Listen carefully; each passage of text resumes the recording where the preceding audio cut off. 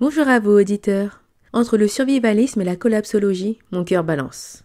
Mais d'un autre côté, ces deux éléments sont-ils vraiment opposables? Le survivalisme est pour moi une préparation à une rupture de la normalité. Nous pouvons parler de normalité à l'échelle d'un pays, mais également à l'échelle personnelle. Un incendie dans une maison, des inondations, voire même la perte d'un emploi et ce qui en découle. Le survivalisme est l'adaptation, la préparation. De l'adaptation dépend la survie.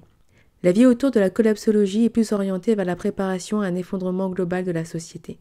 C'est quitter progressivement le monde de la consommation de masse. Un retour vers la nature, un retour aux sources, une quête d'autonomie. Puis quand je regarde les définitions, ces dernières se croisent. Le survivalisme aussi tend vers l'autonomie. Il y a une recherche d'apprentissage de multiples savoirs de part et d'autre. Car au final, le savoir, c'est le pouvoir. Le pouvoir d'être au maximum indépendant. Alors, qu'est-ce qui, selon moi, va différencier l'un de l'autre? La différence est le rapport à l'autre. Vous le comprendrez ultérieurement, j'ai tendance à ouvrir ma porte. En 2019, j'ai été ce que l'on pourrait qualifier de SDF pendant quelques mois. J'ai eu la chance de pouvoir compter sur mes amis pour m'héberger, mais également sur de parfaits inconnus qui sont devenus par la suite des amis. Alors, je ne me vois pas ne pas rendre ce que l'on m'a donné, l'asile. Puis, ma tête et mon cœur rentrent en débat. Oui, mais en cas de rupture de la normalité, quelle facette de l'être humain ressortira? Selon les collapsos, c'est l'entraide. Selon les pots de Nutella et le papier toilette, c'est le chacun pour soi. Cette question est la clé de tout.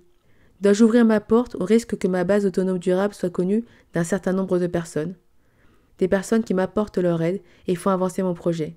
Ou dois-je limiter les intervenants pour préserver le secret? Mais dans ce cas, je ne peux compter que sur moi et sans les gros moyens financiers, l'installation avance lentement. Un jour, les moyens financiers ne serviront à rien. Ce n'est pas l'argent qui fera une manœuvre de Heimlich si on s'étouffe en avalant de travers. J'aime ce qu'englobe le survivalisme. J'aime le fait de prévoir un maximum d'éventualités. J'aime que la préparation puisse servir tous les jours. Secourir quelqu'un en cas d'accident. J'aime le fait de partir en forêt, déconnecter de tout pour se recentrer.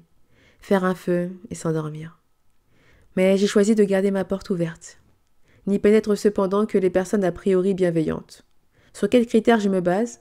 Eh bien, sur l'intuition. Si vous me dites que c'est vaste, rappelez-vous que je suis collapso et survivaliste, alors, en termes d'intuition, c'est pas mal, hein. Certes, ces intuitions sont basées sur des faits. Alors, pour les personnes, cela est la même chose. Les faits, leur manière d'être avec les autres, leur degré d'ouverture. Un podcast plus tard, je n'ai pas répondu à la question. Mais j'ai envie de dire que je m'adapterai à l'évolution de la société.